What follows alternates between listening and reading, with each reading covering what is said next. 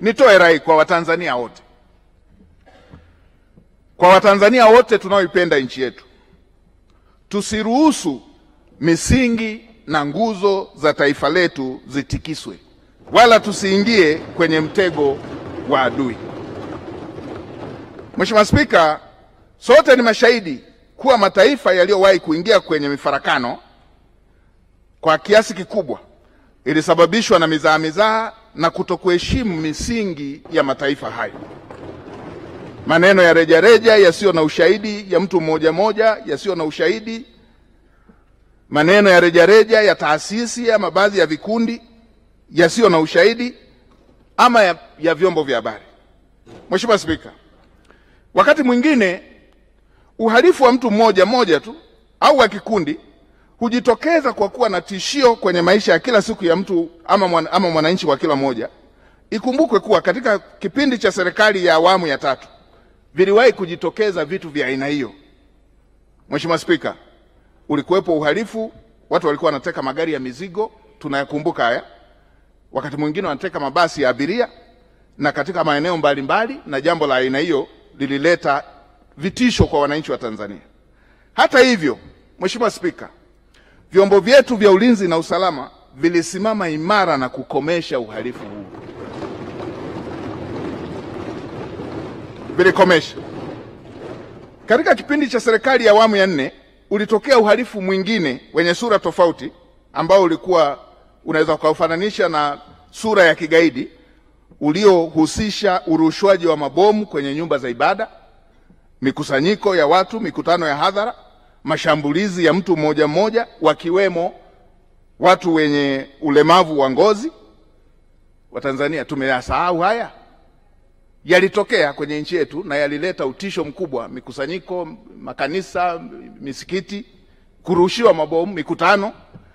Hata hivyo, Mheshimiwa Spika, vyombo vyetu vya ulinzi na usalama vilisimama imara na kukomesha uhalifu. Vilisimama imara vyombo vyetu.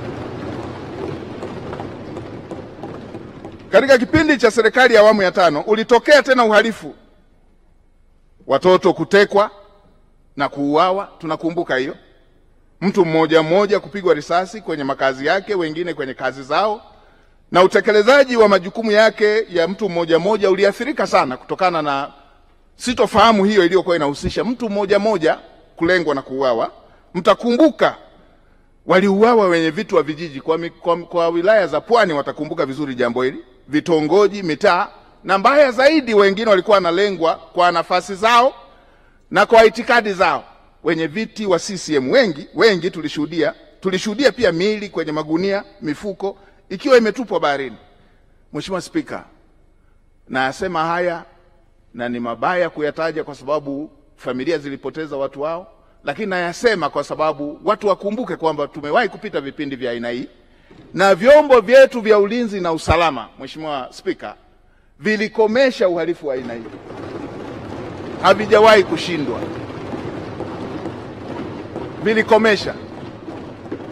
Vilikomesha uhalifu wa aina hii wa vikundi na wa mtu mmoja, na makao yao walipokuwa wameyaweka ndani ya nchi walikimbia, na wengine walikutana na mkono wa sheria. Vyombo vyetu havijawahi kushindwa.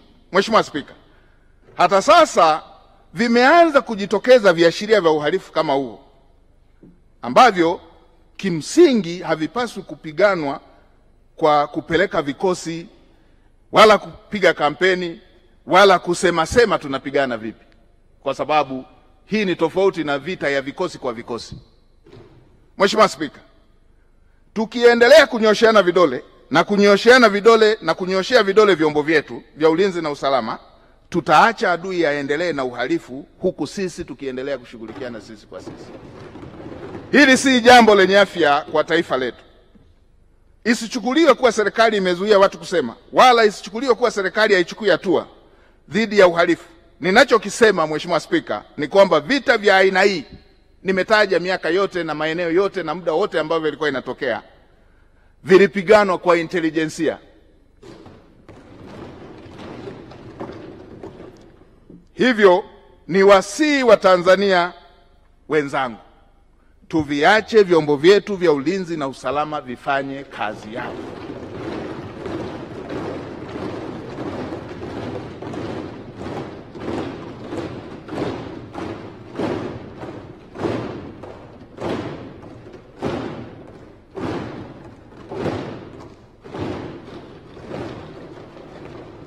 Mheshimiwa Spika, wakati mwingine uchochezi wa adui huwa ni kwa lengo la kuzifikia rasilimali. Mataifa ambayo yana rasilimali za kipekee mengi yameingia kwenye matatizo kama hayo. Tunayo mifano yakiwemo mataifa yaliyokuwa na migogoro, mingine ilichochewa na waliokuwa wanatamani rasilimali katika mataifa hayo. Migogoro hiyo iliisha tu pale rasilimali zilipoisha. Uchochezi mwingine katika mataifa mengi huwa unapenyezwa tu nyakati za uchaguzi kupitia wananchi kwa wananchi, wao kwa wao, wanapoelekea kwenye chaguzi. Mheshimiwa Spika, ni wasihi wa Tanzania sote tuwe macho. Hatuna taifa lingine. Mheshimiwa Spika, hatuna taifa lingine zaidi ya Jamhuri ya Muungano wa Tanzania. Nchi yetu ni hii, na utulivu, amani na usalama hatuna mbadala wake. Lazima tuendelee kufuata misingi iliyotufanya tukaishi mpaka muda huu tukiwa taifa moja. Tuishikilie ili tusije tukajaribu njia zingine ambazo mataifa mengine walipofuata walifikia kubaya. Watanzania, hatuna taifa lingine. Hatuna taifa lingine. We have to come down na tulilinde taifa letu. Mheshimiwa Spika, serikali ya awamu ya 6 imeendelea kuhakikisha kuwa mipaka yote ya nchi yetu imekuwa salama, pamoja na kuwepo kwa umoja, amani na mshikamano na utulivu.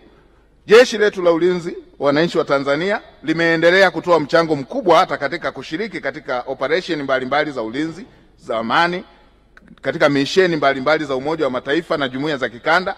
Ushiriki huo umeimarisha diplomasia ya kiulinzi, ushirikiano wa kimataifa na kuleta sifa kubwa Tanzania mipaka ndani na nje ya mipaka yetu. Na vipongeza vyombo vyetu vya ulinzi na usalama chini ya Amiri Jeshi Mkuu Mheshimiwa Dr. Samia Suluhu Hassan kwa jitihada kubwa zinazoendelea kuchukuliwa ili kuweza kuhakikisha hali ya ulinzi na usalama na amani vinaendelea kuimarika